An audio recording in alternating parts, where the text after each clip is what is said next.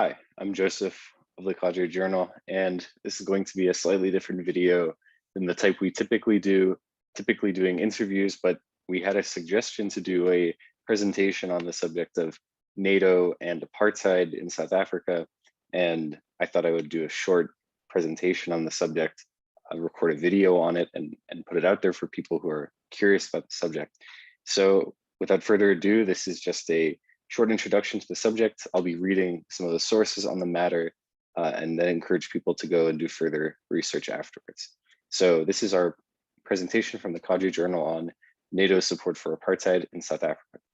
NATO, since the end of World War II, had been planning strategically for war with the Soviet Union, and in particularly deciding which nations would be allied with NATO against the Soviet Union afterwards. In the North Atlantic Defense Committee decision on DC-13, it was discussed about how to conduct a D-Day against the Soviet Union, the Soviet offensive against the Allied states. So there was intense war planning and considering the Soviet Union immediately after World War II. So this is dated in 1950. And South Africa was considered an ally of NATO in 1950 when this decision was being drawn up. Under the Union of South Africa, it was included in a list of nations that would be in alignment from the outbreak of war with the Soviet Union against the USSR. The Union of South Africa was included, and what's important to note is that in 1950, when this decision was drafted, South Africa had been already 2 years since 1948 under the apartheid policy, and thus this decision was to include South Africa in there was completely taken with apartheid in the context, knowing that South Africa was a racist, white supremacist state at the time, did not hinder the NATO war planners from making the decision to include the Union of South Africa within the potentially allied states against the Soviet Union. The relationship between the allied NATO countries and South Africa had been continuing since World War II, and of course, the United Kingdom allied with South Africa in 1955. The UK had given up one of its military bases in Simonstown, a naval base, to South Africa in exchange that the UK could use this naval base whenever it wanted. In reality, this ended up being sort of a mutual defense agreement between the UK and apartheid South Africa and would allow them to continue to protect what they saw as the most valuable aspect of post-World War II, the beginnings of the Cold War, in protecting the strategic sea routes from the Soviet Union's offensive potentially. And in a lot of the discussions of NATO, we see that this is a continual desire to protect the sea routes, and that's why they find the need to support the apartheid regime in South Africa. As it's reported in October of 1969, a British delegation to a meeting of NATO urged NATO to extend its defense limit south of the Tropic of Cancer to include the Cape Sea route of South Africa. So they suggested the discussions on the problem might cover the supply, if South Africa requested it, of naval vessels to assist in defense of the Cape of Good Hope against a potential submarine attack by the Soviet Union. So NATO, the British delegation, was discussing potentially giving submarines and vehicles to South Africa, to the apartheid regime, to defend itself from the Soviet Union. The British acknowledged problems over the attitudes by some NATO members towards South Africa's apartheid regime, but ultimately this was not as much of a problem when considering the Soviet offensive as a potential issue. And they wrote that if the importance of these routes needs any underlining, it is only necessary to ask the question of how Europe's shipping would fare if a hostile South Africa were to forbid its ports to vessels of NATO flag nations. So if a government potentially aligned with the Soviet Union came to power in South Africa, overthrew the apartheid regime, this would be against NATO's interests, and it would potentially cause a problem with respect to the shipping that was so important around the Cape of Good Hope. And this is important to note as well, because it shows that there had already been cooperation from the beginning, with South Africa participating in joint naval exercises, providing port facilities to NATO countries, tankers and cargo ships. And in addition, the radio station at Youngfield in Cape Town providing NATO with weather information and intelligence about Soviet naval movements that were moving around in the Indian Ocean. This became a big issue in 1968 when the US publicly made a hysterical outcry about the Soviets moving vessels, particularly submarines, to the Indian Ocean. And this is where we begin to see in NATO and the US intelligence industrial complex, the beginning of the justification for why NATO and the CIA would support the apartheid regime against the Soviets to protect, of course, these all-important strategic shipping routes. So we have a NATO article which talks about NATO's concerns about the threat of Russian nuclear submarines. Of course, this was an overhyped threat, and the hysteria over it allowed NATO to justify some of its defense of the apartheid regime and some of its collaboration. And we also have some private CIA briefings on the subject as well. The importance of the route around the Cape of Good Hope, in the first image, you can see that one of the big issues that NATO was concerned about in particular was the fact that Nasser in Egypt had closed the Suez Canal off in the 1960s for shipping supplies to Europe coming from the global south, and particularly the extraction of resources from the global south to Europe. And South Africa therefore became the only route accessible to extract these resources and bring them to Europe. And of course, in the first image, you can see that as long as the apartheid regime was in power, the West believed that it was going to have access to these routes. NATO was sort of committed to protecting it by collaboration with the apartheid regime. It was a trusted ally. Whereas in the second image, you could see that if in their mind, a pro-Soviet, but in reality, really an anti-apartheid government of any variety had come to power, they were concerned that it would have blocked off the route for NATO ships to come around the Cape of Good Hope. And this would have been the two major choke points of Western shipping and imperial extraction that would have been closed off. So NATO and the West saw the protection of the apartheid regime and its role in shipping around the Cape of Good Hope as an existential threat to the survival of the West. In some of the NATO briefings, you have them calling this the lifeline of the West that needs to be protected. So you can see the extent to which the apartheid settler colonial regime in South Africa was propped up as really a protection of Western global North interests. And this graphic shows really a good psychological viewpoint of what South Africa viewed itself as well in the situation as the protector of white supremacy in Southern Africa against the onslaught of communism, of Pan-Africanism, of liberation movements, and by propping itself up as this vanguard of white supremacy in South Africa, it could justify its overtures to NATO and justify itself as the Cold War support that it was getting from NATO against communism and being the bulwark of anti-communism in Southern Africa. And in addition, this became a big issue when there were threats coming from above South Africa, coming down, potentially choking South Africa, the apartheid regime, as Cuba and Angola were two of the major threats that NATO identified. So in one of the articles discussing the subject, it was asserted that NATO policy in Angola was the meshing of that policy with that of the apartheid regime. It's not necessary to find a signed treaty in particular, but what's clear is that their interests were overlapping at the time and ensuring that Portuguese colonialism was defended in Angola, and as well that the Cubans who were helping liberate Angola and deliberately seeing that war as a war against apartheid were pushed back. So NATO became strategically interested and invested with the apartheid regime against the liberation movement of the MPLA and Cuba as well. So we have some documents that reveal some of the insights, some of the thinking of different admirals who were writing to NATO and trying to shape NATO policy on the subject. One of them was Vice Admiral Peter William Gretton, a British Sea Lord, and he wrote an article entitled "What Should NATO Policy Be?" wherein he wrote that he asked the question of what are the interests of the NATO powers in the Indian Ocean and the South Atlantic.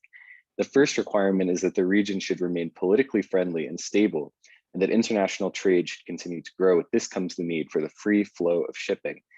We can read politically friendly and stable as inclined towards anti-communism, inclined towards the West, not inclined towards the liberation movement against apartheid or the Soviet Union or communism. And then he wrote that frequent proposals are made for United Nations sanctions against South Africa in connection with apartheid. Apartheid in quotes, so I don't really know why he was quoting it. I guess he didn't think it was really an issue. Or the demand to hand over the control of Southwest Africa or Namibia. A vote in the assembly would be overwhelmingly in favor, but those nations which are capable of enforcing such sanctions as a blockade are likely to abstain or vote against. And crucially, in the mind of this NATO admiral, he wrote that it is hoped that no such attempt will be made for any interference with the free use of Cape Town and Durban, which could be the result of even a partial blockade. Again, this blockade sanctions being, against apartheid, trying to end this brutal white supremacist regime, would seriously handicap the flow of shipping around the Cape. So to these NATO admirals, the concern was not the rights of Black South Africans or the horrors of the apartheid regime, the brutal killings of oppressed people in South Africa and the continuation of settler colonialism. The concern was always the shipping routes around the Cape, requiring this route to remain open politically and to remain stable, which is a euphemism, of course, and there's a lot of euphemisms used throughout, which of course just means that the only concern for the West was that imperialism was not hindered, and for imperialism to be accessible and propped up by shipping coming from South Africa, apartheid had to be. So we also have statements from other NATO generals as well who wrote on a similar subject as Gretton did. We have a statement from Hendrik Johan Kruls, who was the head of the Netherlands military administration. And in his document, he discussed the fact that South Africa, what he referred to as whose strategic position in this respect, with respect to the South Atlantic Cape Sea route, is not enjoying the undivided friendship of the countries whose sea communications are once again dependent on the rounding of the Cape of Good Hope. This fact disturbs the strengthening of South African armed forces and military cooperations in safeguarding Western sea communication. So he's advocating for strengthening South African armed forces to protect Western sea communications. And a final look at the eastern shores of the African continent may show that these are full of potential dangers for what he called the lifelines of the West through both the Indian and the South Atlantic Oceans. When he's referring to the eastern shores of the African continent, we can also remember that Mozambique, at the same time under Frelimo, was undergoing a national liberation struggle, Marxist-Leninist one at that. So he's also identifying, just as in Angola with Cuba, that Mozambique as well has a potentially pro-Soviet liberation movement that could pose a potential danger to the lifelines of the West. And that statement is very evocative, and it really shows sort of the psyche of NATO at this time to defend its lifeline, to defend the West as a whole by protecting the apartheid regime.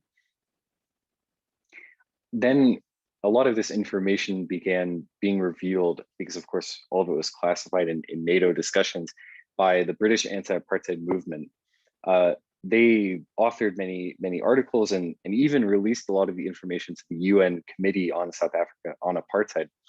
They wrote, and perhaps this summarizes a lot of the documents that they revealed, that strategically South Africa has already begun to be incorporated into NATO's intelligence network.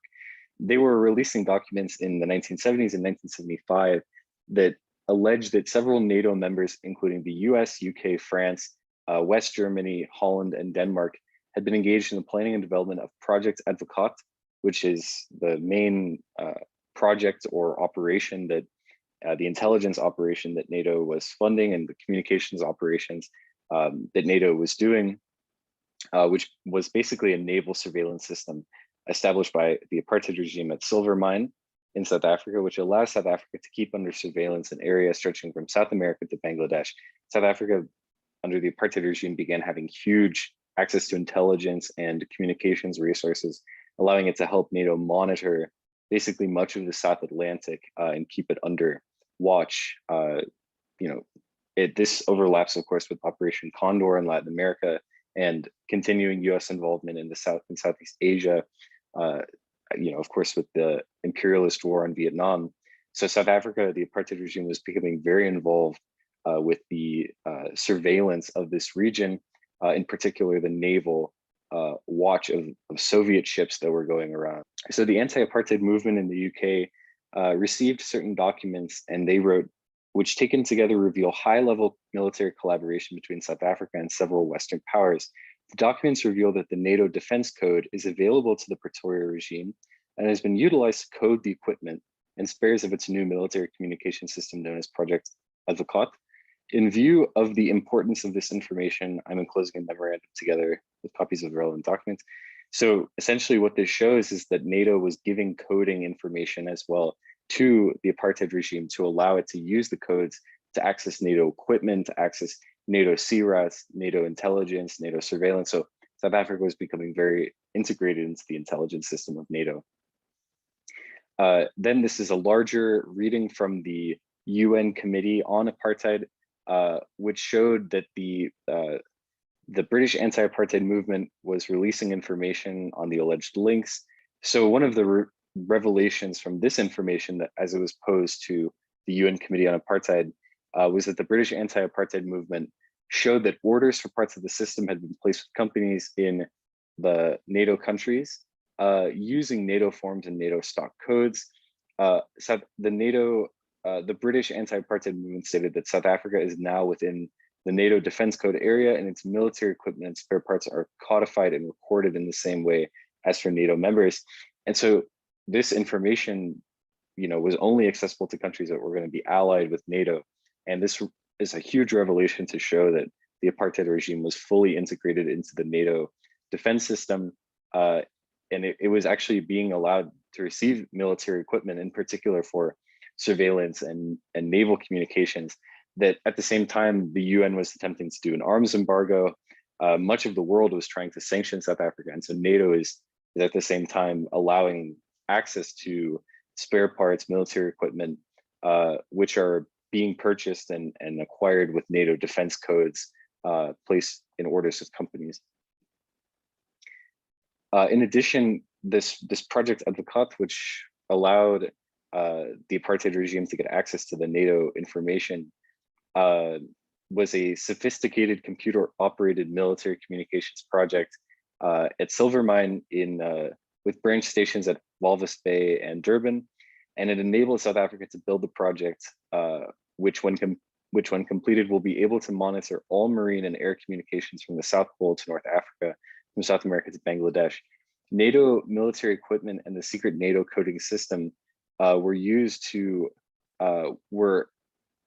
obtain the military equipment and were supplied to South Africa. Actually, these documents show through the West German Army supply department. So of course, West Germany was very much involved with supporting South Africa, and of course, West Germany had not been completely denazified. So there was a lot of sympathy from the West German military branch, which was of course very sympathetic to apartheid, considering that it had not been denazified and was very integrated into the NATO hierarchy. And then this article goes on to say that the NATO strategy is in part, at least apparently, based on the desire to monitor such things as the movement of arms from communist countries to the states of Eastern Africa and the Southern Africa liberation movements. So what this article reveals as well is that the NATO strategy is in part, at least apparently, based on the desire to monitor such things as the movement of arms from communist countries to the states of Eastern Africa and the Southern Africa liberation movements. That is, the NATO presence in the Indian Ocean region is designed in part to facilitate intelligence gathering on a continual basis. And of course, NATO and South Africa had a common interest in suppressing these communist movements. South Africa had invaded Angola in the 1970s and was invading and operating intelligence networks across Africa to try and destroy liberation movements and potentially communist aligned movements, because these would threaten the apartheid regime as well. So the implementation of these decisions was made by NATO's high-ranking planning committee. So as Sean Gervasi notes, in 1972, the Defense Planning Committee of NATO authorized the Supreme Allied Commander in the Atlantic to carry out contingency planning for the protection of the Cape Sea routes in war and sub-war situations. This was the first time that NATO had been authorized to draw up contingency plans for operations outside the NATO area. And then South Africa, with the assistance of some Western countries, has constructed a major military communications and intelligence complex at Silvermine near Simonstown. The NATO IFF system is connected to this network, IFF being indication friend or foe, which was allowing NATO to decide whether naval traffic or groups moving throughout the oceans being watched in these areas were friends or foes of NATO to decide whether they should be monitored or pursued, potentially what their movements were where they were heading, whatnot. And then Western intelligence agencies are using the radio and intelligence gathering systems of the Silvermine complex. So this system was openly accessible to the entire Western intelligence network. Then, in addition, one of the fascinating revelations of all of this is that NATO has enormously aided South Africa in the nuclear field. South African nuclear research, which has now reached the point where that country has achieved a commercially viable uranium enrichment capability, was powerfully assisted from the beginning by the NATO powers, especially the US and West Germany. NATO countries supplied South Africa with such equipment as nuclear reactors and enriched uranium. And of course, South Africa would obtain 6 nuclear weapons by the end of apartheid. These were never used, but they were possessed by the apartheid regime. And there was a great concern that they would be potentially used against one of the liberation movements in Southern Africa that was allied with communism, with the Soviet Union. Then there's some interesting revelations in some of the texts about the extent to which NATO, actually like NATO operatives themselves or NATO commanders were involved in traveling to South Africa while there's an international boycott against traveling there. And there's sanctions, and there's an attempt to block travel to South Africa. So one is a former General Kielmansegg, who was the NATO commander of Central Europe. And he traveled to South Africa, took free trips to South Africa in 1971 and 1975. And then there's former General Rahl, who was the German representative to the Military Council of NATO. Of course, again, these are West German military operatives. In October 1974, he took a free trip to South Africa, sponsored by the South Africa Foundation, which was a pro-apartheid propaganda network designed to stimulate Western support for South Africa. Touring the Pelindaba nuclear research site, exposure of the visit in September 1975 led to great public controversy, and he was identified as a stalwart defender of South African interests in Germany. And of course, these are 2 individuals who were involved in NATO operations and NATO planning and sit on the councils of NATO. Then some of the interesting revelations which relate to these individuals, as well as many individuals throughout the entire Western intelligence and military complex, are some of the revelations about LeSoc, the foreign policy forum that many people are perhaps familiar with, a very secretive network of some high-ranking foreign policy imperialists like Henry Kissinger, Margaret Thatcher. And one of the main goals of LeSoc was opposing communism, of course, but in the 70s and 80s, it became very involved in supporting apartheid. At one point, a quarter of its funding was coming from the apartheid regime. And one of the interesting things that we find is that a lot of the studies commissioned to support publicly trying to get NATO to be more invested in defending apartheid are funded by groups that are affiliated with LeSoc. And those 2 individuals I just referenced, the 2 NATO commanders as well, were taking some of those visits, were involved in the foundation of some of the research groups in NATO, in particular this one, the FARI, which was publishing some different manuals and pamphlets, such as an American view on the growing Soviet influence in Africa, and the most revealing one, the need to safeguard NATO's strategic raw materials from Africa, which was directly talking about developments affecting the defense of the Cape route. So they're very focused on the sea routes, and that's why they justified this propaganda to argue for NATO to be more involved in defending apartheid. And what ended up occurring of this is Germany in particular became very involved in supporting South Africa and the apartheid regime. The German military was particularly helpful in the provision of NATO codes used by members of the alliance to integrate their equipment and weapon systems. Access to these codes provided by the German military, access to these NATO codes, made it easier to procure weapons from Western suppliers and ensured a behind-the-scenes alignment with the NATO alliance.